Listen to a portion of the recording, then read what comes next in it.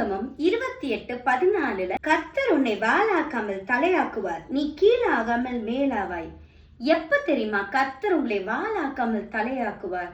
எப்ப தெரியுமா நீங்க கீழாகாமல் மேலாவீங்க?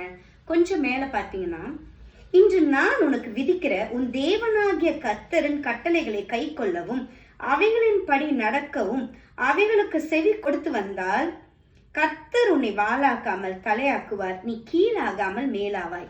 ஆமாங்க, கர்த்தருடைய கட்டளைகளை கை கொள்ளும் பொழுது, அவர் சொல்லுகிற பாதையில நடக்கும் பொழுது, அவர் சொல்லுகிற காரியத்தை நம்ம செய்யும் பொழுது, அவரை நம்முடைய ஒவ்வொரு காரியத்திலையும் முன்னுரிமை வைத்து செய்யும் பொழுது நீங்க வாளாகாமல் தலையாவீர்கள், நீங்கள் கீழாகாமல் மேலாவீர்கள். இன்றைக்கு உங்களுக்கு ஒரு நற்செய்தியை சொல்றேன். உங்களுடைய ஒவ்வொரு துவக்கத்திலையும் கர்த்தராகிய இயேசு கிறிஸ்துவ முன்னில வைங்க.